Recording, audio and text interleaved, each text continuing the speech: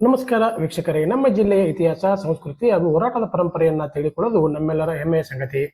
ಭಾರತ ಸ್ವತಂತ್ರ ಪಡೆಯುವ ಮುನ್ನ ಬಾಗಲಕೋಟೆ ಜಿಲ್ಲೆ ಹಾಗೂ ಸುತ್ತಮುತ್ತಲಿನ ಪ್ರದೇಶಗಳಲ್ಲಿಯೂ ಅನೇಕ ದೇಶಭಕ್ತರು ಬ್ರಿಟಿಷರ ಆಳ್ವಿಕೆ ವಿರುದ್ಧ ಹೋರಾಡಿದ್ದಾರೆ. ಸ್ವಾತಂತ್ರ್ಯ ಚಳವಳಿಯಲ್ಲಿ ನಮ್ಮ ಜಿಲ್ಲೆಯ ಜನರ ಪಾತ್ರವೇನು, ಯಾವ ಹೋರಾಟಗಾರರು ಯಾವ ಹೋರಾಟದ ಮುಂಚೂಣಿಯಲ್ಲಿದ್ದರು, ಅವರ ಹೋರಾಟದ ಪ್ರಮುಖ ಘಟನೆಗಳು ಯಾವುವು, ಸ್ವಾತಂತ್ರ್ಯಕ್ಕಾಗಿ ಅವರು ಅನುಭವಿಸಿದ ತ್ಯಾಗ ಮತ್ತು ಸಂಕಷ್ಟಗಳೇನು, ಈ ಎಲ್ಲ ಪ್ರಶ್ನೆಗಳಿಗೆ ಉತ್ತರ ಹುಡುಕುವ ವಿಶೇಷ ಪ್ರಯತ್ನವೇ ಸ್ವಾತಂತ್ರ್ಯ ಪೂರ್ವದ ಬಾಗಲಕೋಟೆಯ ಸ್ವಾತಂತ್ರ್ಯ ಹೋರಾಟಗಾರ ಸಮಗ್ರ ಇತಿಹಾಸ. ಈ ಮಹತ್ವದ ವಿಷಯ ಕುರಿತು ನಮ್ಮೊಂದಿಗೆ ಜಿಲ್ಲೆಯ ಹಿರಿಯ ಸಾಹಿತಿ ಡಾಕ್ಟರ್ ಪ್ರಕಾಶ್ ಕಾಡೆ ಅವರಿದ್ದಾರೆ. ಬನ್ನಿ ಅವರೊಂದಿಗೆ ಮಾತನಾಡೋಣ. ತಮ್ಮೆಲ್ಲರಿಗೂ 80ನೆಯ ಭಾರತ ಸ್ವಾತಂತ್ರ್ಯೋತ್ಸವದ ಹಾರ್ದಿಕ ಶುಭಾಶಯಗಳು. ಭಾರತಕ್ಕೆ 1947 ಆಗಸ್ಟ್ 15ರಂದು ಸ್ವಾತಂತ್ರ್ಯ ಸಿಕ್ತು. ಬ್ರಿಟಿಷರು ವ್ಯಾಪಾರಕ್ಕಾಗಿ ಬಂದಂಥ ಬ್ರಿಟಿಷರು ನಿಧಾನವಾಗಿ ಈ ದೇಶವನ್ನೇ ಆಕ್ರಮಿಸಿಕೊಂಡು ತಮ್ಮದನ್ನಾಗಿ ಮಾಡಿಕೊಳ್ಳಲು ಅವರು ಇಡೀ ಭಾರತವನ್ನೇ ತಮ್ಮ ತೆಕ್ಕೆಗೆ ತೆಗೆದುಕೊಳ್ಳುವಂಥ ಸಂದರ್ಭ ಅದು.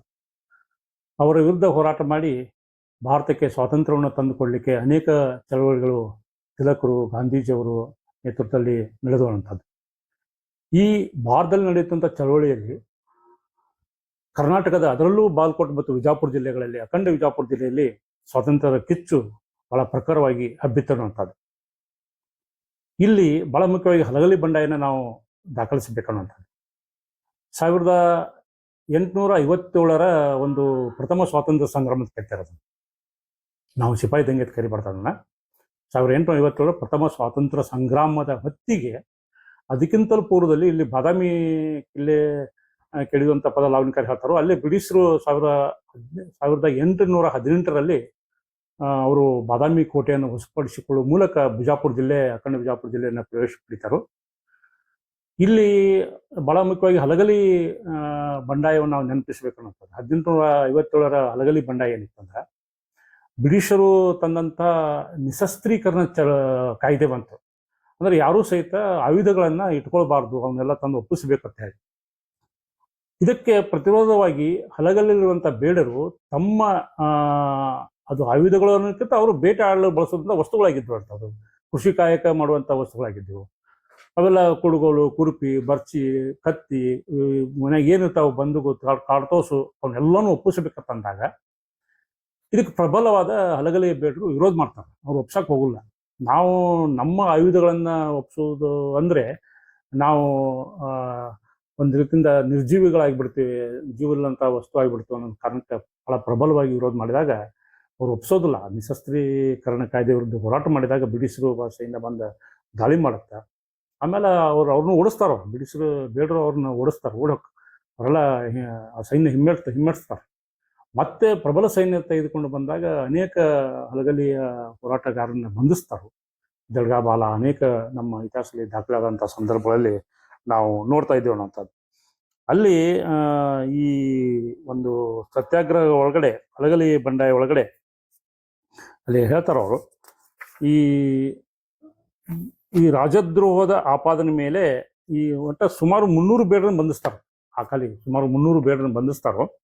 ಆಮೇಲೆ ರಾಜದ್ರೋಹದ ಆಪಾದನೆ ಮೇಲೆ 19 ಜನರನ್ನು ವಿಚಾರಣೆಗೆ ಒಳಪಡಿಸಿ ಮರಣದಂಡನೆ ಶಿಕ್ಷೆಗೆ ಗುರಿಪಡಿಸುತ್ತಾರೆ. ಇವರಲ್ಲಿ 13 ಜನರನ್ನು ಮುಧೋಳ ಸಂತೆ ದಿನ, ಅಂದ್ರೆ 11 ಡಿಸೆಂಬರ್ 1857ರಂದು ಬಹಿರಂಗವಾಗಿ ಗಲ್ಲಿಗೇರಿಸಲಾಯಿತು. ಉಳಿದ 6 ಜನ 3 ದಿನಗಳ ನಂತರ 14/12/1857ರಂದು ಹಲಗಲಿಯಲ್ಲಿ ಗಲ್ಲಿಗೇರಿಸಲಾಯಿತು. ದೇಶದ ಸ್ವಾತಂತ್ರ್ಯ ಹೋರಾಟದ ಇತಿಹಾಸದಲ್ಲಿ ಇದೊಂದು ಬಾಗಲಕೋಟೆ ಜಿಲ್ಲೆಯಲ್ಲಿ ನಡೆದಂಥ ಒಂದು ಬಹಳ ಸ್ವಾತಂತ್ರ್ಯ ಹೋರಾಟದ ಕಿಚ್ಚಿನ ಪ್ರಥಮ ಹೆಜ್ಜೆ ಅಂತ ಹೇಳಿ ನಾವಿಲ್ಲಿ ಅದನ್ನ ದಾಖಲಿಸಿಕೊಳ್ಬೇಕು ಅನ್ನೋಂಥದ್ದು ಬರ್ತಾನಂಥದ್ದು. ಆನಂತರ ಬಿಸಿನಾಳ ಉಪ್ಪಿನ ಸತ್ಯಾಗ್ರಹ ಸಹಿತ 1930 ನಡೀತಿರುವಂಥದ್ದು. ಅಂದ್ರೆ ಅದು ಭಾರತದಲ್ಲಿ ತಯಾರುವಂಥ ಉಪ್ಪಿನ ಮೇಲೆ ಬ್ರಿಟಿಷರು ತೆರಿಗೆ ಹಾಕಿದ್ರು. ಅದು ಈ ಅನ್ಯಾಯಕರದ ವಿರುದ್ಧ ದಂಗೆ ಹೇಳ್ಬೇಕಂತೇಳಿ ಗಾಂಧೀಜಿಯವರು ಕರೆ ಕೊಟ್ಟು ಅವರು ದಂಡಿ ಸತ್ಯಾಗ್ರಹ ಮಾಡ್ತಾರೆ. ಉಪ್ಪಿನ ಸತ್ಯಾಗ್ರಹ ಮಾಡ್ತಾರೆ. ನಮ್ಮ ಕರ್ನಾಟಕದಲ್ಲಿ ಸಹಿತ ಅಂಕೋಲೆಯಲ್ಲಿ ಸಹಿತ ಉಪ್ಪಿನ ಸತ್ಯಾಗ್ರಹ ನಡೀತೈತಿ. ಬಾಗಲಕೋಟೆ ಜಿಲ್ಲೆಯಲ್ಲಿ ಬಿಸಿನಾಳದಲ್ಲಿ ಈ ಉಪ್ಪಿನ ಸತ್ಯಾಗ್ರಹವನ್ನು 1930ರೊಳಗೆ ಮಾಡಬೇಕಂತೇಳಿ ಗಲಗಲಿ ಸಮೀಪಿದ್ದಂಥ ಬಿಸಿನಾಳ ಗ್ರಾಮನ ಆಯ್ಕೆ ಮಾಡಿಕೊಂಡು ಸ್ವಾತಂತ್ರ್ಯ ಹೋರಾಟಗಾರರು ಬಾಗಲಕೋಟೆಯಿಂದ ಬಿಸಿನಾಳವರೆಗೇನೆ ಅವರು ನಡೆದುಕೊಂಡು ಹೋಗ್ತಾರೆ. ಅಂದ್ರೆ ದಿನಾಂಕ 5 ಮೇ 1930ರಿಂದ 10 ಮೇ 1930ರವರೆಗೆ ಒಟ್ಟು 6 ದಿನಗಳಲ್ಲಿ ಬಾಗಲಕೋಟೆ, ಗದ್ದನಕೇರಿ, ಬೂದಿಹಾಳ, ಬಾವಲತ್ತಿ, ಕುಂದ್ರಗಿ, ಅರಕೇರಿ, ಸೊನ್ನ, ಬಾಡ್ಗಿ ಗಲಗಲಿ ಮೂಲಕ 61 ಮೈಲಿ ಸಂಚರಿಸಿ ಬಿಸನಾಳ ತಲುಪ್ತಾರೋ. ಅಲ್ಲಿ 10 ಮೇ 1930 ಮಧ್ಯಾಹ್ನ 2 ಗಂಟೆಗೆ ಸ್ವಯಂ ಸೇವಕರು ಬಿಸನಾಳಕ್ಕೆ ಆಗಮಿಸಿದಾಗ ದೊಡ್ಡ ಮೆರವಣಿಗೆ ಊರವರು ಗ್ರಾಮಸ್ಥರು ಮೆರವಣಿಗೆ ಮಾಡಿ ಸ್ವಾಗತ ಮಾಡ್ಕೊತಾರೋ. ಅವರು 5 ಜನ ಸ್ವಯಂ ಸೇವಕರು ಹಳ್ಳಕ್ಕೆ ಇಳಿದು ಉಪ್ಪಿನ ಮಣ್ಣನ್ನು ಗಡಿಗೆಯಲ್ಲಿ ತುಂಬಿಕೊಂಡು ಅದನ್ನ ಅಗಸಿಯ ಮುಂದೆ, ಬಿಸನಾಳ ಅಗಸಿಯ ಮುಂದೆ ಒಲೆಗಳನ್ನು ಹೂಡಿ ತಂದು ಉಪ್ಪಿನ ಬಟ್ಟಿ ಇಳಿಸಿ ಶುದ್ಧವಾದ ಉಪ್ಪನ್ನು ತಯಾರಿಸ್ತಾರೋ ಮತ್ತು ಅದನ್ನು ಉಪ್ಪನ್ನು ಲಿಲಾವಿಗಿಟ್ಟು ಮಾರ್ತಾರೋ ಅಂತ. ಈ ಒಂದು ಸತ್ಯಾಗ್ರಹಗಳಲ್ಲಿ ಅಲ್ಲಿ ಈ ಉಪ್ಪಿನ ಸತ್ಯಾಗ್ರಹದಲ್ಲಿ ಗಲಗಲಿಯ ಹಬ್ಬು ಅವರು, ಬಾಗಲಕೋಟೆಯ ಶ್ರೀನಿವಾಸ ಮಂಗಳಿವೇಡಿ ಅವರು, ಮೋರೆ ಹನುಮಂತರಾಯರು, ಕಿರ್ಸೂರು ವಕೀಲರು, ಸಿದ್ದಪ್ಪ ಅಕ್ಕಿಯವರು ಮೊದಲಾದವರು ಭಾಗವಹಿಸಿದ್ರು. ಮತ್ತು ಡಾಕ್ಟರ್ ನಾಸು ಹರ್ಡಿಕರ್ ಅವರ ಆದೇಶದಂತೆ ಬಾಗಲಕೋಟೆಯ ತರುಣ ಸ್ವಯಂ ಸೇವಕರ ತಂಡ ಕೃಷ್ಣ ಪದಿಕೆಯವರ ನೇತೃತ್ವದಲ್ಲಿ 3 ತಿಂಗಳ ಕಾಲ ಉಪ್ಪನ್ನು ತಯಾರಿಸಂತ ದಾಖಲೆಯನ್ನು ನಾವು ನೋಡ್ತಾ ಇದ್ದೀವಿ ಅನ್ನೋಂಥದ್ದು. ಅದ್ರ ಜೊತೆಗೆ ಇದನ್ನ ಪ್ರೇರಿತವಾಗಿ ಬಾದಾಮಿ ಗುಳಗುಡ್ಡ ಭಾಗದ ಸ್ವಾತಂತ್ರ್ಯ ಹೋರಾಟಗಾರ ಏನು ಮಾಡಿದ್ರು ಅಂದ್ರೆ, ಅವ್ರು ಗೋವಾದಿಂದ ಉಪ್ಪನ್ನು ತರಿಸಿ ಕಾನೂನು ಭಂಗ ಮಾಡಿದರು. ಅಂದ್ರೆ ಸಿಂಧಿಗೆಯಲ್ಲಿ ಎಸ್.ವೈ. ಪಾಟೀಲರು, ಎಂಕೋಬಾಯಿ ಕೆರೂರು, ತುಳಸಿಬಾಯಿ ಬುರ್ಲಿ ಮತ್ತು ಗಂಗವ್ವ ಅಂಬುಲಿ ಇನ್ನೂ ಕೆಲವು ಮಹಿಳೆಯರು ಸೇರಿದಂತೆ ಉಪ್ಪಿನ ಸತ್ಯಾಗ್ರಹ ನೆರವೇರಿಸಿದ್ದಕ್ಕಾಗಿ ಅವರು ಬಂಧನಕ್ಕೆ ಒಳಗಾಗ್ತಾರೋ.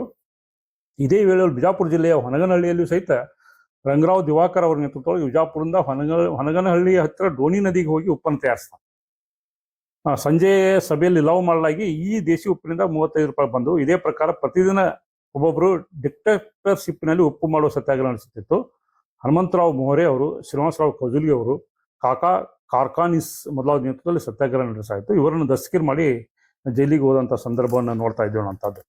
ಅಂದರೆ 1931-32 ಸತ್ಯಾಗ್ರಹ ಅಸಹಕಾರ ಚಳವಳಿ ಅಖಂಡ ವಿಜಾಪುರ ಜಿಲ್ಲೆಯ ಸುಮಾರು 150 ಜನ ಸ್ವಾತಂತ್ರ್ಯ ಹೋರಾಟಗಾರರು ಶರಮನೆ ಕಂಡಂಥದ್ದು ನೋಡ್ತೀವಿ. ಕಜುಲಿ ಶ್ರೀನಿವಾಸರಾಯರು, ಮೋರೆ ಹನುಮಂತರಾಯರು, ಹರ್ಡೇಕರ್ ಮಂಜಪ್ಪನವರು ಅನೇಕ ಸ್ವಾತಂತ್ರ್ಯ ಚಳವಳಿಯಲ್ಲಿ ಭಾಗವಹಿಸಿರುವಂಥದ್ದು. ಅಂದರೆ ಮಹಾದೇವ್ ಗೋವಿಂದ ರಾಂಡೆ ಅವರು, ಬಿದರಿಯ ವಾಮನರಾವ್ ದೇಸಾಯಿ ಅವರು, ದಾಮು ಅಣ್ಣ ಹುಲ್ಯಾಳ್ಕರ್ ಅವರು, ಶೇಷಲಪ್ಪ ಅತ್ನಿ, ಬರ್ವೆ, ಸಾವಳಗಿಂದ ಭೂಪಾಲ್ ನಾಂದ್ರೇಕರ, ಮಂಟೂರು ಸೀತಾಬಾಯಿ ತಿಮ್ಸಾನಿ ಮೊದಲಾದವರು ಮುಖ್ಯರು. ಜಾನ್ಸನ್ ಸಕ್ಕರೆ ಸೇವಿಸಬಾರದು, ಜವಾರಿ ಬಲ್ಲ ನಿಮ್ಗೆಲ್ಲ ಎಂಬ ಘೋಷಣೆಯನ್ನು ಮನೆ ಮನೆಗೆ ತಲುಪಿಸಲಿ ಯಶಸ್ಸಾದರೂ. ವಿದೇಶಿ ವಸ್ತ್ರ ಬಹಿಷ್ಕಾರದೊಂದಿಗೆ ಖಾದಿ ಬಟ್ಟೆಗೆ ಜನ ಆಸಕ್ತಿ ತೋರಿದರು. ಖಾದಿ ಒಂದು ಒಂದು ಬಹಳ ತೀವ್ರತರವಾದಂಥ ಒಂದು ಸತ್ಯಾಗ್ರಹ. ಭಾಳ ಗಾಂಧೀಜಿಯವರು ನಮ್ಮ ಬಾಗಲಕೋಟೆಗೆ ಬರ್ತಾರೆ. ಗಾಂಧೀಜಿಯವರು ಬಾಗಲಕೋಟೆಗೆ ಬಂದಂಥ ಸಂದರ್ಭ ಒಳಗಡೆ ಅಲ್ಲಿ ಒಬ್ಬ ಕಾರ್ಯಕರ್ತರು ಏನು ಮಾಡ್ತಾರೆ ಅಂದ್ರೆ, ಈ 27 ಮೇ 1921 ಗಾಂಧೀಜಿಯವರ ಒಂದು ಸಭೆ ನಡೀತಾರೆ ರೈಲ್ವೆ ಸ್ಟೇಷನ್ ಅಂತಿರುವಂಥ ಒಂದು ಪ್ರದೇಶ ಒಳಗೆ. ಅಲ್ಲಿ ಒಬ್ಬ ಕಾರ್ಯಕರ್ತರು ರಾಷ್ಟ್ರೀಯ ಧ್ವಜ ಖಾದಿಯ ಬದಲಾಗಿ ಕಾಗದದಲ್ಲಿ ಮಾಡಿದಂತ ಕಂಡು ಅವ್ರು ಗಾಂಧೀಜಿಯವರು ಹೇಳ್ತಾರೋ, ಎಲ್ಲಿವರೆಗೆ ನಿಮ್ಮ ಧ್ವಜ ಕಾಗದದಲ್ಲಿ ಇರುವುದೋ ಅಲ್ಲಿವರೆಗೆ ನಮ್ಮ ಸ್ವರಾಜ್ಯ ಕಾಗದದಲ್ಲಿಯೇ ಇರುತ್ತದೆ ಅಂತ ಟೀಕಿಸ್ತಾರ. ಅವಾಗ ಮುಂದೆ ಖಾದಿಯ ಪ್ರಚಾರ ಆಗತ್ತೆ. ತುಳಸಿಗೇರಿ ಒಳಗೆ ಖಾದಿಯ ಧ್ವಜಗಳನ್ನ ತಯಾರಿಸುವಂತ ಕೇಂದ್ರ ಆರಂಭವಾಗತ್ತೆ. ಇವತ್ತಿಗೂ ಸಹಿತ ತುಳಸಿಗೇರಿಯಲ್ಲಿ ಖಾದಿ ಧ್ವಜಗಳನ್ನು ತಯಾರಿಸುವಂತ ಕೇಂದ್ರ ಅದು ಉಳಿದುಕೊಂಡು ಬಂದಿದೆ ಅನ್ನೋಂಥದ್ದು. ಹೀಗೆ ಅನೇಕ ಚಳವಳಿಗಳ ಮೂಲಕ ನಮ್ಮ ಬಾಗಲಕೋಟೆ ಜಿಲ್ಲೆಯ ಇತಿಹಾಸದಲ್ಲಿ ಈ ಭಾರತ ಸೇವಾದಳದ ಪಾತ್ರ ಬಹಳ ಮುಖ್ಯ. ಭಾರತ ಸೇವಾದಳ ಶಾಖೆ ಅದು ಏನಕ್ಕೆಂದ್ರೆ, ಅದು ಅನೇಕ ತರಬೇತಿ ಕೊಟ್ಟು ಸ್ವಯಂ ಸೇವಕರು ತರಬೇತಿ ಕೊಡುವಂಥ ಕೇಂದ್ರವಾಗಿ ಬಂತು. ಅನೇಕ ಜವಾಹರಲಾಲ್ ನೆಹರು ಅವ್ರ ಸಹಿತ ಅಲ್ಲಿ ಭೇಟಿ ನೀಡಿದಂಥ ಪ್ರಸಂಗಗಳು ಅದಾವಂಥವು.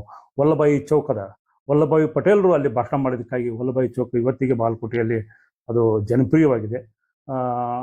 ಅಂಥ ಸ್ಮರಣೀಯವಾದಂಥ ಬಾಗಲಕೋಟೆ ಜಿಲ್ಲೆಯಲ್ಲಿ ಲಾಲಾಜಿ ಪಥ ಆಗಿರ್ಬೋದು, ವಲ್ಲಭಾಯಿ ಚೌಕ್ ಆಗಿರ್ಬೋದು, ಈ ಮತ್ತು ಬಿಸನಾಳ ಉಪ್ಪಿನ ಸತ್ಯಾಗ್ರಹ ಆಗಿರ್ಬೋದು, ಗುಳಗೋಡು ಬಾದಾಮಿ ಭಾಗದ ಹೋರಾಟಗಳಾಗಿರ್ಬೋದು, ಅನೇಕ ಹುಣಗುಂದಲ್ಲಿ ನಡೆದಂಥ ಹೋರಾಟ ಆಗಿರ್ಬೋದು, ಎಲ್ಲ ಬಗ್ಗೆ ಒಂದು ಸ್ಮರಣೀಯವಾದ ದಾಖಲೆಯನ್ನು ಇವತ್ತು ನಾವು ಕಟ್ಟಿಕೊಡಬೇಕಾಗಿದೆ ಅನ್ನೋಂಥ ಮಾತನ್ನು ಹೇಳುವ ಮೂಲಕ ಒಟ್ಟು ಈ ಅನೇಕರು ಈ ಸ್ವಾತಂತ್ರ್ಯ ಹೋರಾಟದಲ್ಲಿ ಪಾಲ್ಗೊಂಡಿದ್ರು. ನಮ್ಮ ಬೇವೂರಿನ ಪರಪ್ಪ ಸಜ್ಜನರು ಅರಣ್ಯ ಸತ್ಯಾಗ್ರಹ ಮತ್ತು ಚಲಜಾವ್ ಚಳವಳಿಯಲ್ಲಿ ಭಾಗವಹಿಸಿದ್ರಿಂದ ಬ್ರಿಟಿಷ್ ಸರ್ಕಾರ ಬಂಧಿಸಿ ಯರವಾಡ ಜೈಲಿನಲ್ಲಿ ಇಟ್ಟಿದ್ದರು. ಒಟ್ಟಾರೆ 1857ರಿಂದ 1947ರವರೆಗೆ ನಡೆದಂಥ ಭಾರತ ಸ್ವಾತಂತ್ರ್ಯ ಹೋರಾಟ ಚಳವಳಿಯಲ್ಲಿ ಅಖಂಡ ವಿಜಾಪುರ ಜಿಲ್ಲೆ, ಅದರಲ್ಲೂ ಬಾಗಲಕೋಟೆ ಜಿಲ್ಲೆಯ ಸ್ವಾತಂತ್ರ್ಯ ಹೋರಾಟಗಾರ ಪಾತ್ರ ಬಹಳ ಮುಖ್ಯವಾಗಿದೆ. ನಮಗೆ ಸಿಕ್ಕ ಸ್ವಾತಂತ್ರ್ಯವನ್ನು ಇವತ್ತು ಹೊಸ ಪೀಳಿಗೆ, ಸ್ವಾತಂತ್ರ್ಯ ನಂತರ ಹುಟ್ಟಿದಂಥ ಹೊಸ ಪೀಳಿಗೆ ರಾಷ್ಟ್ರಪ್ರೇಮವನ್ನು ಮೆರಿಬೇಕು, ಸಾಮಾಜಿಕ ನ್ಯಾಯವನ್ನು ಮೆರಿಬೇಕು. ಅವರಲ್ಲಿ ಪ್ರೇರಣೆ, ಉತ್ಸಾಹ, ಹುಮ್ಮಸ್ಸು ತುಂಬುವಂಥ ಕೆಲಸಗಳು ಇನ್ನೂ ನಡಿಬೇಕು. ಮಕ್ಕಳಲ್ಲಿ ಸ್ವಾತಂತ್ರ್ಯ ಪ್ರೇಮವನ್ನು ಹುಟ್ಟಿಸುವಂಥ ಸಂದರ್ಭಗಳು ಇವತ್ತಿಗೂ ನಡೆದುಕೊಂಡು ಬರಲಿ ಅಂತ ಸದಾಶಿವಪಡಿಸಿ ನಾನು ಮಾತು ವಿರಾಮ ಹೇಳ್ತೇನೆ. ನಮಸ್ಕಾರಗಳು.